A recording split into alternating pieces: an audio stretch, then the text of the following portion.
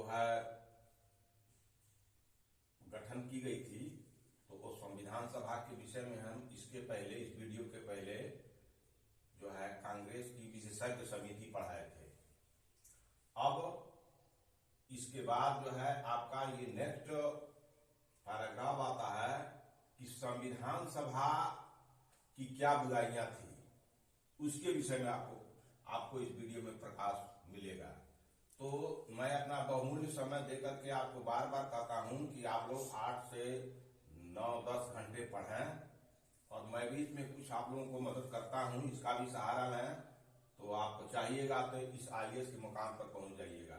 तो संविधान सभा की विशेषज्ञ समिति, जिसके अगुवाई करने वाले जवाहरलाल नेहरू थे, और उसके बहुत सारी चीजों पर हमने प्रकाश डाल दिया था। अब हम संविधान सभा की कुछ बुराइयां, कुछ विद्वानों ने बताया है कि संविधान सभा की ये बुराइयां हैं। तो संविधान सभा की कुछ बुराइयां हैं जो क्रमबद्ध निम्न है। संविधान सभा की कुछ बुराइयों पर, संविधान सभा की कुछ बुराइयों पर कुछ विद्वानों ने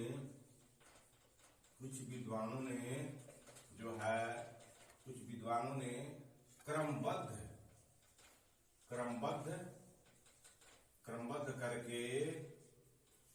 करके प्रकाश डाले हैं।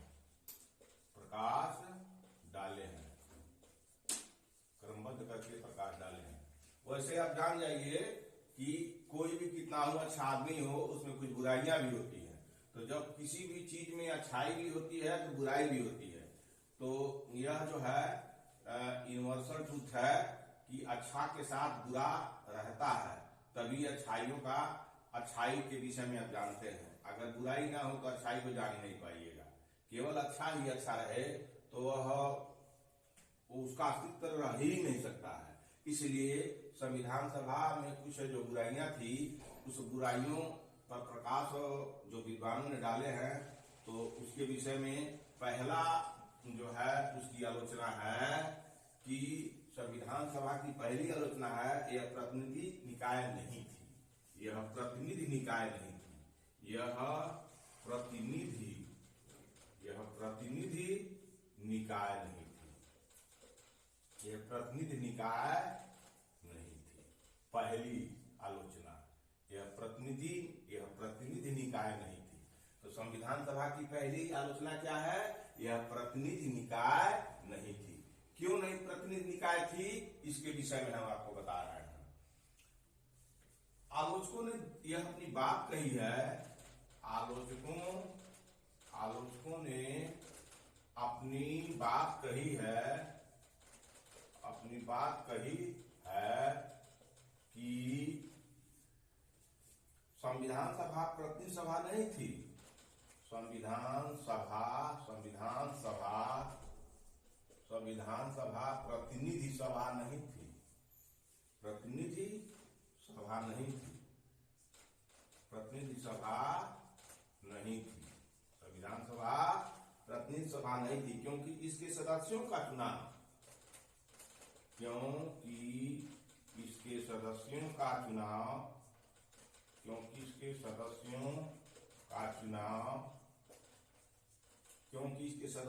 चुनाव भारत के लोगों द्वारा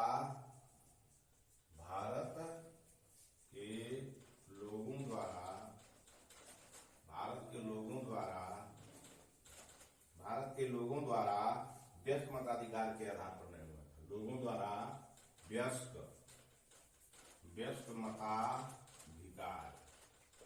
व्यस्क मताधिकार के आधार पर नहीं हुआ था। देखिए, प्रतिनिधि उसे कहते हैं, इसको समझ जाइए, प्रतिनिधि उसे कहते हैं जिसे समझदार व्यक्ति, समझदार नागरिक मिल करके अपने नेता को चुने। तो जब संविधान सभा बनी थी तो आलोचक कह रहे हैं कि इसमें जो है 18 साल से जो व्यस्तता मानी गई है, तो उस तरह के 18 साल के व्यक्तियों ने इनको अपना वोट देकर के अपना नेता नहीं चुना था। तो इसीलिए कुछ व्यक्ति मिलकर के जो है चुने थे अपने प्रतिनिधियों को, जो संविधान सभा में गए थे। इसीलिए इसको कहा जाता है, पहला आक्षेप यह है कि यह प्रतिनिधि निकाय नहीं थी, क्योंकि इसमें जितने जो है 18 वर्ष से ऊपर के लोग थे, सब ने भाग नहीं लिया था इन नेताओं के चुनाव में।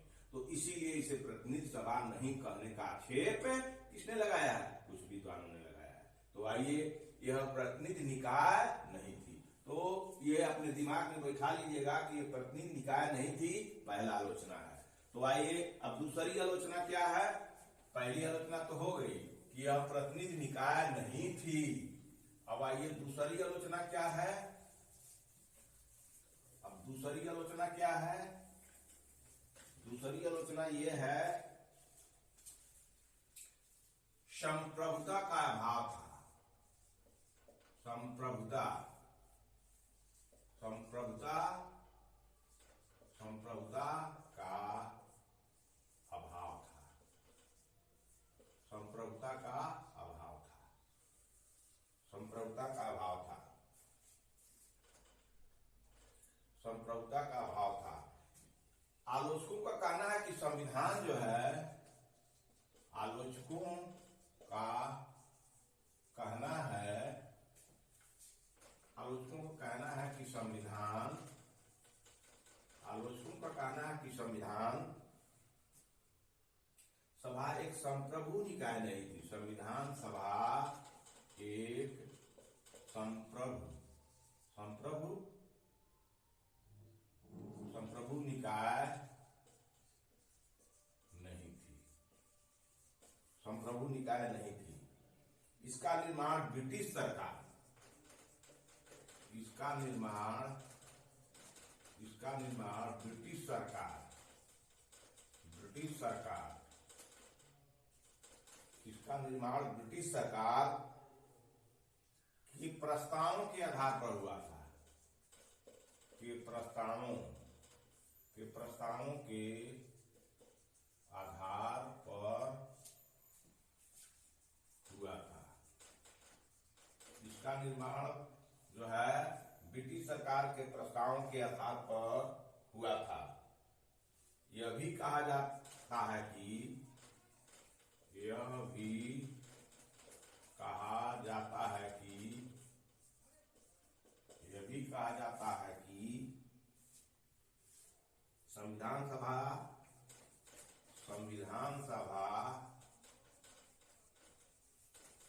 संविधान सभा अपनी बैठकों से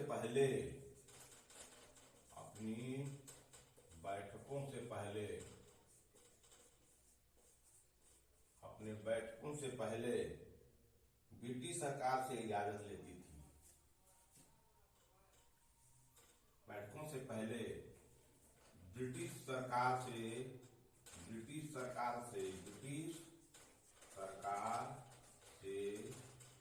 आज्ञा लेती थी।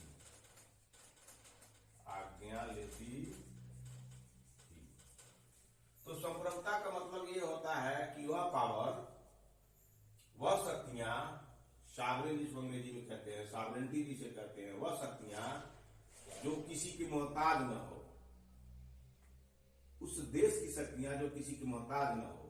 तो यहाँ सॉवरेनिटी भारत में नहीं थी, सॉवरेनिटी ब्रिटिश सरकार में थी। इसीलिए आलोचक कहते हैं कि संविधान सभा में एक और बुराई है कि यहाँ संप्रभुता नहीं थी। संप्रभुता किसी दूसरे देश की संप्रभुता के आधार पर यहाँ जो है संविधान सभा की बैठक होती थी। तो इसीलिए आलोचकों का कहना है कि संविधान सभा एक संप्रभु निकाय नहीं थी। उसमें शक्तियां नहीं थी। संविधान सभा में शक्तियां नहीं थी। यह शक्तियां जो है ब्रिटिश सरकार के प्रस्तावों के आधार पर संविधान सभा का निर्माण हुआ था। ठीक वही प्रस्ताव पेश की थी, वही प्रस्ताव रखी थी कि आप संविधान सभा बनाइए और उसी संविधान सभा के आधार पर संविधान का निर्माण होगा। और जब जब संविधान सभा की बैठक होती थी तो जो है वो ब्रिटिश सरकार से ये लोग संविधान सभा के जितने प्रतिनिधि थे जो है उसके जो है संविधान सभा के जो अध्यक्ष हैं, आपको मैंने बता दिया था संविधान सभा के अध्यक्ष राजेंद्र प्रसाद थे, तो इजाजत लेने जाते थे और इजाजत लेके आते थे तब संविधान सभा की बैठक होती थी। मैं आपको बता दिया था कि कुल 11 बैठक हुई थी संविधान सभा की, बहुत पहले पढ़ा दिया था, तो इसको ध्यान में रखिएगा। अब आइए नेक्स्ट बुराई क्या है संविधान सभा की। दूसरी बुराई हो गई कि संप्रभुता का अभाव था। मैंने आपको बता दिया कि संप्रभुता उसे कहते हैं, संप्रभुता ऐसी शक्ति है जो किसी की मोहताज नहीं होती है। उसमें इतनी शक्ति होती है कि जो आदेश देती है उस देश के लिए वही काम किया जाता है। तो इस देश में यह संप्रभुता नहीं था, ये संप्रभुता नहीं थी। यह संप्रभुता चल के कहां चली गई थी? ब्रिटिश सरकार में। यानी संप्रभुता जो है वह ऐसी सर्वोच्च शक्ति है जो सभी प्रजाजनों पर लागू होती है और प्रजाजन इसे मानते हैं और यह किसी का नियंत्रण में नहीं रहती है, किसी दूसरे देश के नियंत्रण में। तो यह संप्रभुता अपने यहाँ जब संविधान सभा बना तो संप्रभुता नहीं थी, यह ब्रिटिश सरकार में संप्रभुता थी। उसी के संप्रभुता के आधार पर यह ऐसी सर्वोच्च शक्ति है जो किसी की मोहताज नहीं होती है और यह अपने नागरिकों या किसी पर जो है लागू होती है। वह नागरिक इसे मानने के लिए बाध्य होते हैं, उसे संप्रभुता कहते हैं। ठीक है, तो इसीलिए संविधान सभा की दूसरी आलोचना है संप्रभुता का अभाव था। आइए तीसरी आलोचना क्या थी? संविधान सभा की तीसरी आलोचना क्या थी? संविधान सभा की तीसरी आलोचना क्या थी? समय की बर्बादी लोग बताते हैं, समय की बर्बादी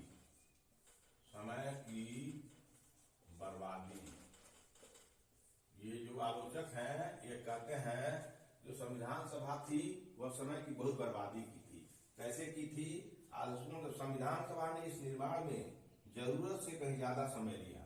संविधान सभा ने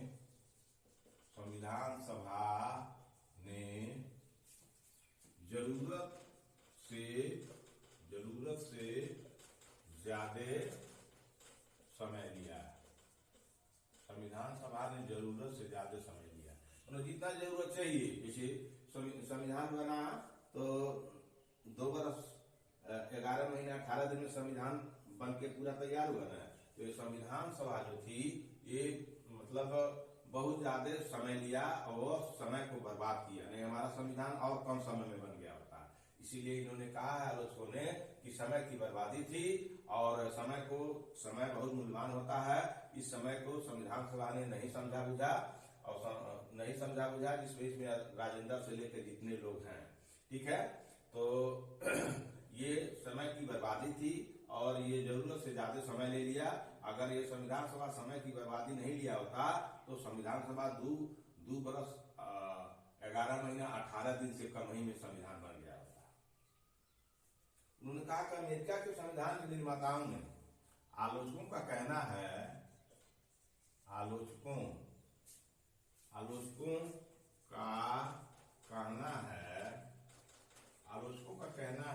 कि अमेरिका के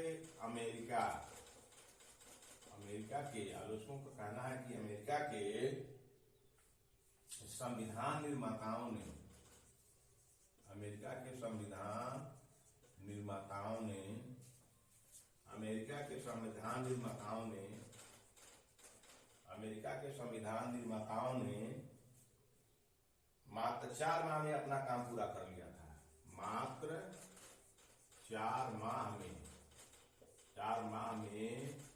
अपना काम पूरा कर लिया था। अपना कार्य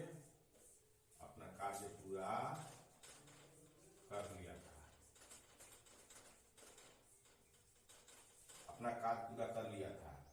निराजुद्दीन अहमद संविधान सभा के सदस्य निराजुद्दीन अहमद संविधान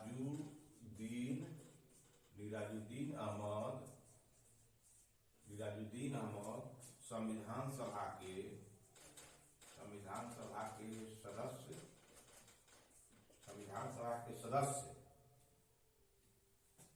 इसके लिए अपनी अवमानना दर्शाने के लिए इन्होंने अपनी अवमानना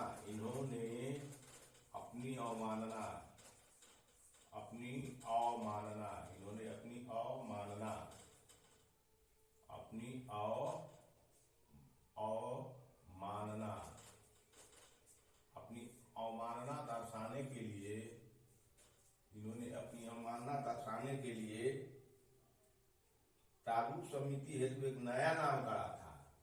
प्रारूप समिति के लिए प्रारूप समिति के लिए एक नया नाम गढ़ा था। एक नया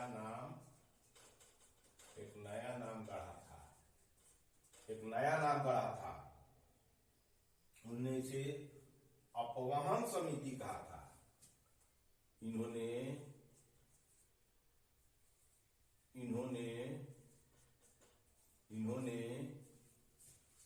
इसे अपवहन समिति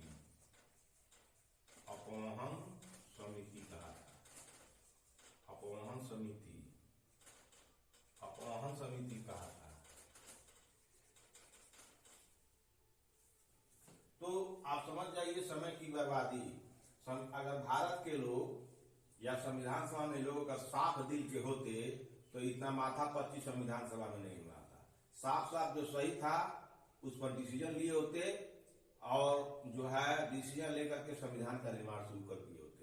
इसलिए 2 वर्ष 11 महीना 18 दिन नहीं लगा होता। इसलिए समय की बर्बादी इन लोगों ने किया। आज भी समय की बर्बादी हो रही है।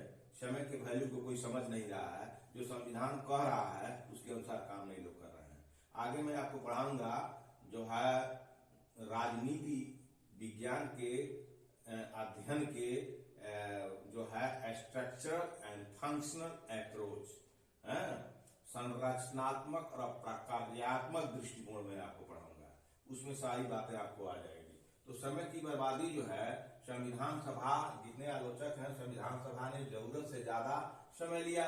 इसलिए जरूरत से ज्यादा समय लिया कि जो इस संविधान सभा में शामिल थे, तो कुछ लोग ऐसे थे कि जो बेमतलब के बकवास करते थे। अब कोई चीज अगर तय होती थी, कोई प्रस्ताव लाया जाता था, सही प्रस्ताव, तो उसको इधर से उधर तोड़ मरोड़ करके उसको आगे ले जाते थे। इसीलिए समय की बर्बादी हुआ। यानी निश्चल थे,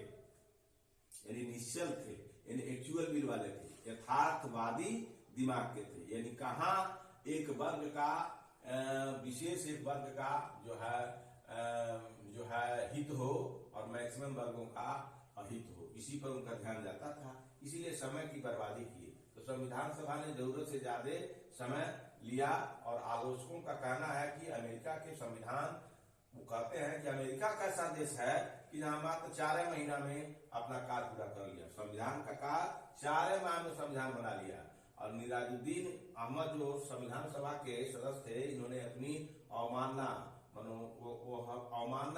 एक बेइज्जती किया संविधान सभा की। एक बेइज्जती यह किया कि ये अवमानना के रूप में इन्होंने कहा कि प्रारूप समिति के लिए कहा कि प्रारूप जो समिति बन रही है उसके लिए इन्होंने निराजुद्दीन अहमद कहे कि नया नाम दिया। कहा कि ये अपवहन समिति है।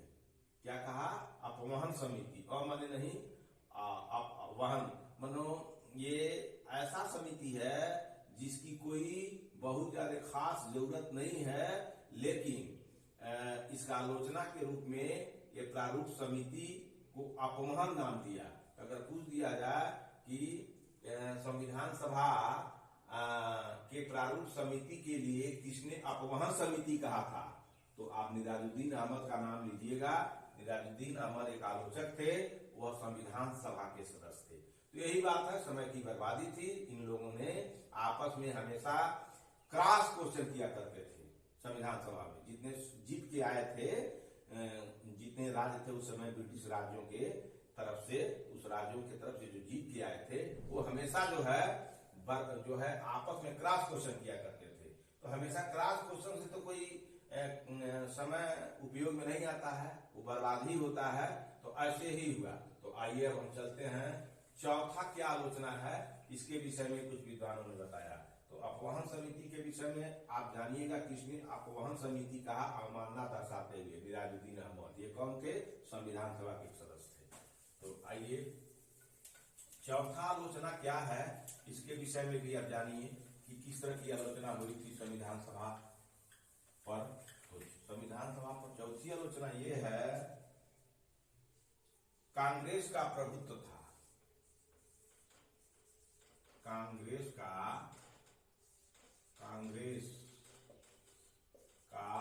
प्रभुत्व था।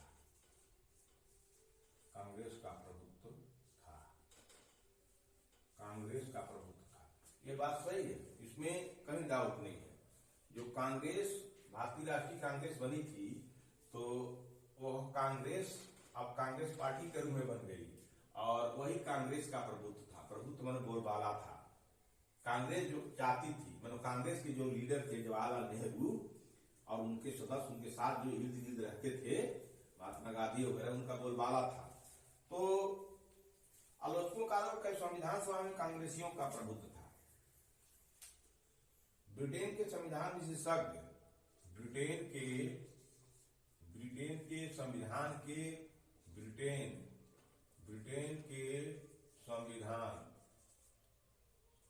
के संविधान के विशेषज्ञ,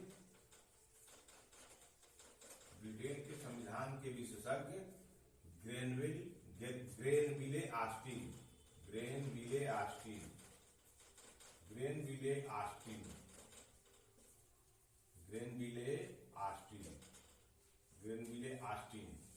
इसे याद रखिएगा। ग्रेनविले ऑस्टिन कहां के रहने वाले थे?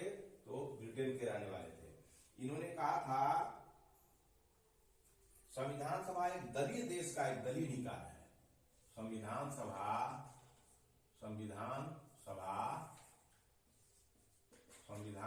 जो थी, संविधान सभा एक दलीय देश का, संविधान सभा एक दलीय देश का एक दलीय निकाय था,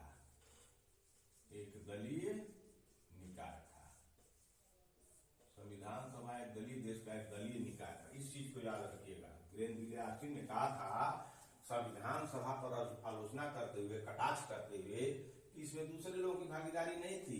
संविधान इस देश के, भारत के एक दल, इसमें कोई दूसरा दल था ही नहीं, वो एक केवल कांग्रेस थी।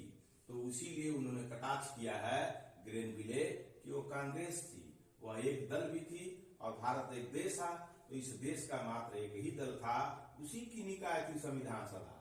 इसीलिए ग्रेनविले ऑस्टिन की आलोचना को जरूर रखिएगा। इसीलिए जो है इतना टाइम लगा। अगर एक दलीय देश, एक दल नहीं होता और एक आध दल और होते तो संविधान में इतना समय नहीं लगा होता। ये मनमानी तरह से क्रॉस क्वेश्चन किया करते थे और जैसे चाहते थे वैसे प्रस्ताव रखते थे। तो सभा ही कांग्रेस है और कांग्रेस ही सभा है। निकाय थी और सभा ही कांग्रेस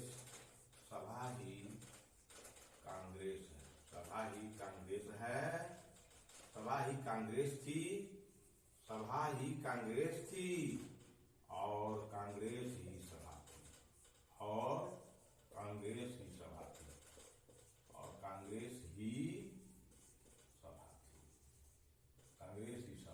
मतलब इनका बहुत बड़ा आक्षेप था।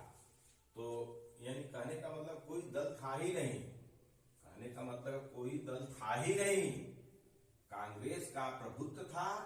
जो कांग्रेस चाहती थी वही संविधान सभा में बहस होती थी, प्रस्ताव रखा जाता था, उसी पर बहस होती थी।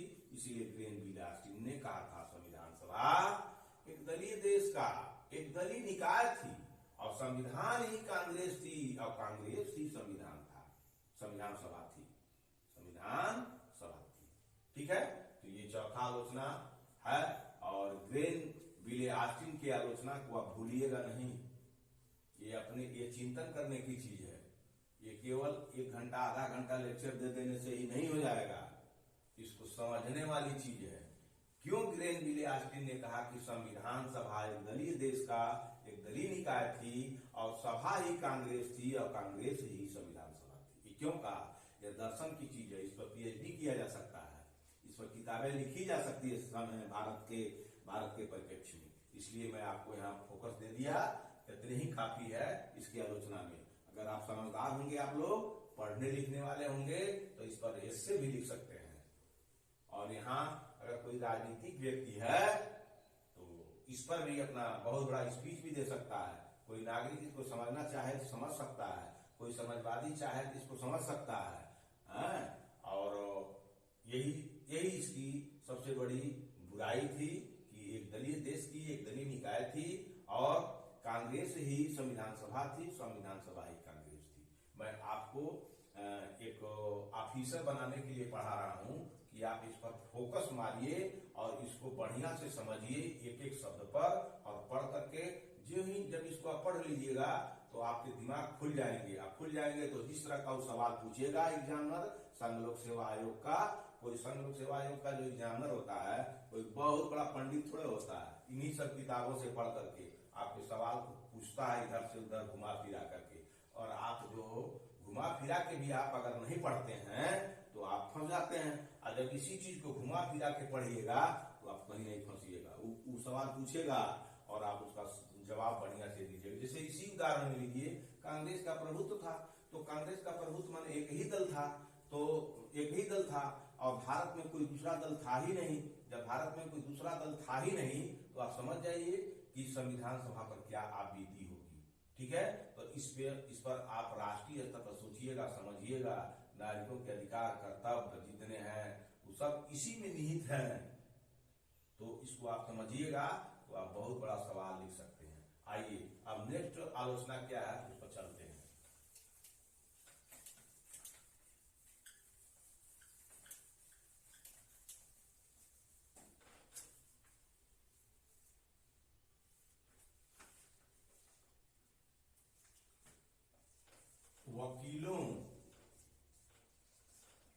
वकीलों और राजनीतिज्ञों का प्रभुत्व था। वकीलों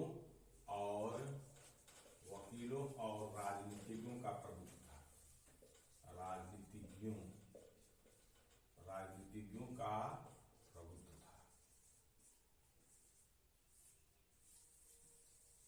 मैंने आपको पहले बता दिया था कि जो है सॉवरेनिटी जो है किसकी थी, ये पूरे जनता की सॉवरेनिटी नहीं थी, पूरा जनता का सहभागिता नहीं था। वकील जो लोग थे और राजनीतिक पॉलिटिशियन जो थे उन्हीं का जो है चलता था, पूरा इजाजत उन्हीं की चलती थी। प्रभुत्व माने प्रेशर, एक तरह से दबाव, एक तरह से जो शक्ति, एक तरह से सत्ता, एक तरह से बाध्यता। मनो संविधान सभा में जो होता था वो उन्हीं की शक्ति भी चलती थी। वो जो कुछ करते थे वही वैध भी होता था, और जो चलाने का कोई विरोध करता था उसको लोग दबा देते थे। कौन दबा देते थे? वकील और राजनीतिज्ञ। तो इसलिए उन्हीं लोग का प्रभुत्व था। तो इसमें आलोचकों का कहना था कि संविधान सभा में जो वकील और राजनीतिज्ञ थे उन्हीं का प्रभुत्व था। संविधान सभा में वकीलों और नेताओं का बोलबाला था। संविधान सभा में वकीलों और राजनीतिज्ञों का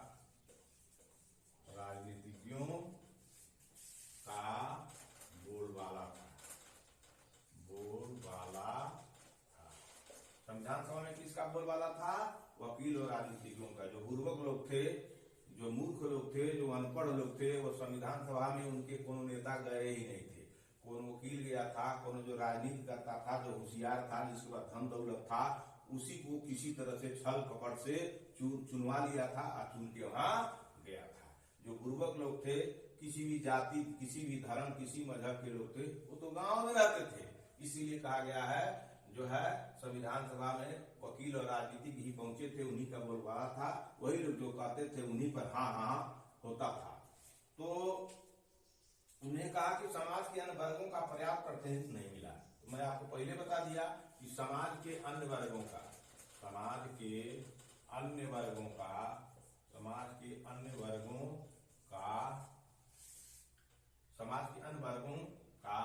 पर्याप्त रूप में जितना चाहिए, पर्याप्त रूप में जो है प्रतिनिधित्व नहीं हुआ। प्रतिनिधित्व नहीं हुआ। समाज के जो अन्य वर्ग जितने हैं उन वर्गों का पर्याप्त रूप में प्रतिनिधित्व नहीं हुआ। उनके अनुसार संविधान के आकार और उसकी जटिल भाषा के पीछे भी यही मुख्य कारण थी। आलोचकों के के अनुसार, आलोचकों के अनुसार संविधान के आकार और उसकी जटिल भाषा के पीछे आलोचकों के अनुसार संविधान में जटिल भाषा, संविधान में जटिल भाषा और संविधान के आकार की भाषा, संविधान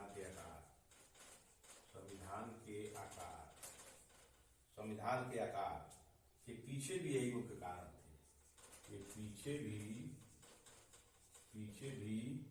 यही मुख्य कारण थे।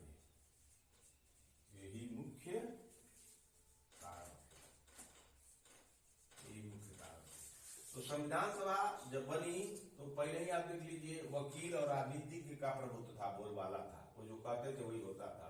जितने पर्याप्त और वंचित वर्ग थे उनके मुंह में बोली ही नहीं थी कि वो कुछ बोले, क्योंकि तो चुन के गए थे अच्छे राजनीतिक और वकील, तो बोलेगा कौन? वंचित वर्गों के लिए। इसलिए संविधान सभा में वकील और राजनीतिकों का बोलबाला था। समाज के जो अन्य वर्ग थे, वंचित वर्ग थे, जिनका शोषण होता था, अंग्रेज शोषण करते तो कुछ बोल ही नहीं पाते थे, उनके प्रतिनिधि बोल ही नहीं पाते थे, उनके प्रतिनिधि गए, पर्याप्त रूप में प्रतिनिधित्व नहीं हुआ। तो आलोचक के अनुसार संविधान में जटिल भाषा इसीलिए लिखी गई, और संविधान के आकार के पीछे भी यही मुख्य कारण है। अगर इसी पर पूछे सवाल आपसे कि संविधान इतना विस्तृत और उसकी भाषाएं इतनी क्यों क्लिष्ट है, इस पर 150 शब्दों में लिखी। तो जब आप पढ़े रहिएगा तभी आईएएस के परीक्षा में लिख सकते हैं वो संविधान में इतनी जटिल भाषा और संविधान इतना बड़ा क्यों है। इसीलिए संविधान जो है इतना जटिल और उसका आकार इतना बड़ा था। समझ रहे हैं? तो इस पर क्लियर कर सकते हैं कि भाई अपना देश का संविधान इतना विस्तृत क्यों है और इसकी भाषाएं इतनी क्लिष्ट क्यों हैं। यही कारण था कि वकील और राजनीतिज्ञ इसके जो है संविधान सभा प्रभाव था, ये खूब विस्तृत में लिखा है। वकीलों की भाषा तो जानवे करते हैं और राजनीतिकों को जानवे करते हैं कि कितना बात करते हैं। आज ही देख लीजिए, राजनीतिक मंच पर चढ़ जाता है तो इतना बोलता है, बोलते जाता है, लोग सुनते जाते हैं और उसका कहीं व्यवहार